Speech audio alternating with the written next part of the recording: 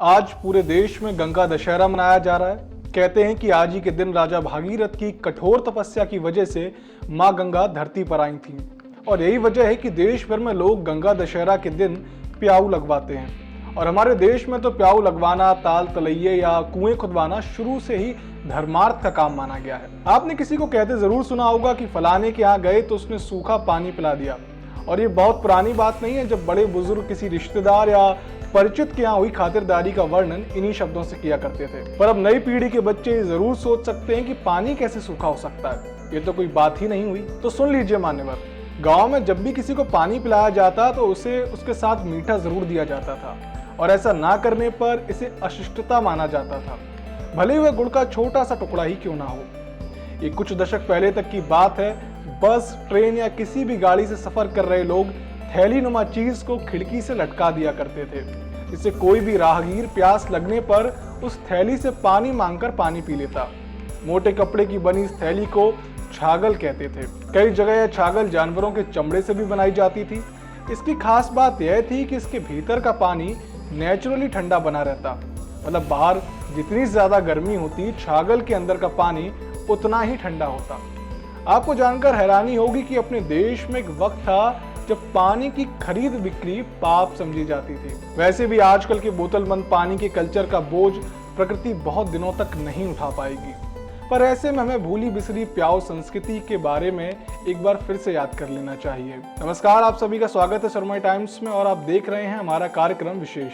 आज एयरपोर्ट से लेकर रेलवे स्टेशन, बस अड्डे और छोटी बड़ी दुकानों में पानी की बोतल मिल जाती है। आमतौर पर इन बोतलों की कीमत 20 रुपए से लेकर 300 रुपए तक होती है। कई बार ब्लैक वाटर या नेचुरल ग्लेशियर वाटर के नाम पर ग्राहकों से हजारों रुपए भी वसूले जाते हैं। लेकिन चलन बहुत पुराना नहीं है, क्योंकि कुछ दशक पहले तक पानी पिलाना बिजनेस की जगह जिम्मेदारी और धर्म का काम समझा जाता था। भविष्योत्तर पुराण में एक श्लोक भी है, ग्रीष्मे च बसंते च पानीये यह पृच्छति, मतलब जो इंसान गर्मी और बसंत में पानी पिलाने का इंतजाम करता है उसके पुण्य का वर्णन हजारों लोग मिलकर भी नहीं कर सकते। दूसरे कई पुराणों में जलदान को गोदान के बराबर भी बताया गया है। गर्मी के दिनों में जयपुर जैसे शहरों में खस की एक कुटिया डाली जाती है।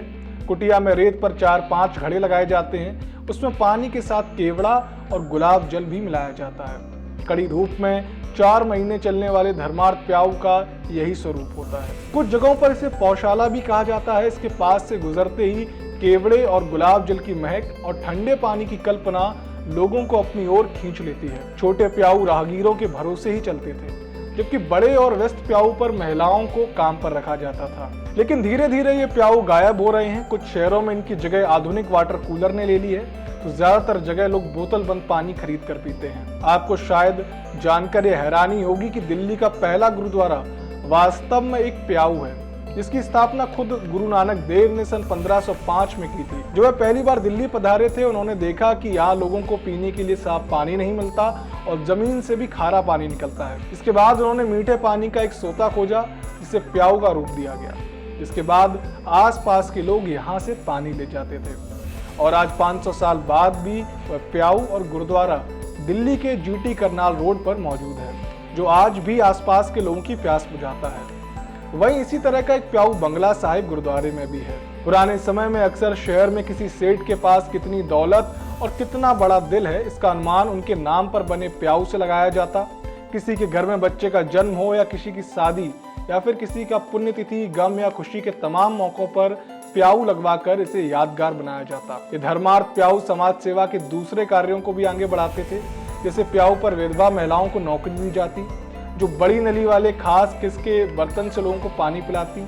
कई बार पानी पीने वाले भी अपनी ओर से उस महिला को कुछ पैसे दे दिया करते।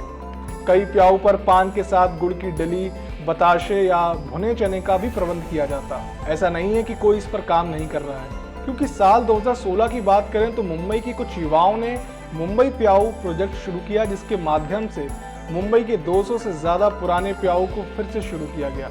अभी एक बार फिर से मुंबई के लोगों की प्यास बुझा रहे हैं। वहीं अगर राजधानी दिल्ली की बात करें तो कुछ दशक पहले तक दिल्ली नगर निगम में भिश्ती की स्थायी नियुक्ति होती थी। पुराने जमाने में भिश्ती बकरी के चमड़े से बने मश्क को कंधे पर ढोते। इसमें पानी भरा होता, साथ में तांबे का एक कटोरा होता एक कटोरा खास तौर से भिश्तियों के लिए बनाया जाता। कंधे पर मश्क लटकाए भिश्ती कटोरे को बजाते चलते थे, जो कि प्यासे लोगों के लिए एक संकेत होता था। इस आवाज को सुनते ही लोग जमा हो जाते और भिश्ती मश्क के पानी से सबकी प्यास बुझाता। बताया जाता है कि ये मुगल सेना के साथ चलते और युद्ध में सैनिकों को पानी पिलाते। बाद में अंग्रेजों ने भी इनकी नौकरी बहाल रखी। आजादी के बाद भी पुरानी दिल्ली इलाके में दिल्ली नगर निगम भिश्ती नियुक्त करता था। बता दें कि जोशुआ प्रोजेक्ट के मुताबिक दिल्ली में लगभग 400 भिश्ती आज भी आबाद हैं। वहीं एक किस्सा ऐसा और भी है। असल में अंग्रेजों ने जब देश भर में रेलवे का जाल बिछाया, उस वक्त हैंडपंप की तकनीक भी विकसित नहीं हुई थी। ताल तलैया और कुआं बावड़ी नदी से ही पानी पिया जाता। जो लोग सड़क से चलते उनके लिए तो यह आसान था, पर लंबी दूरी की रेल यात्रा में रुककर यह पानी पीना संभव नहीं था। ऐसे में अंग्रेजों ने शुरुआती दौर में ही रेलवे में वाटरमैन रखने शुरू कर दिए। इनका काम लंबे सफर के दौरान वक्त वक्त पर हर सीट पर जाकर लोगों को पानी पिलाना था।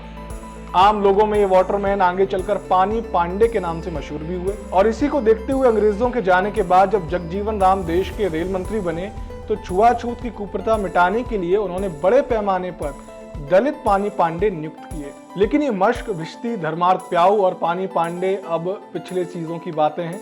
नया चलन तो बोतलबंद पानी का है। ये सभी जानते हैं कि पानी बनाया नहीं जाता, लेकिन फिर भी इसकी पैकेजिंग और लोगों तक पहुंचाने का इसका कारोबार 25 लाख करोड़ रुपए का है।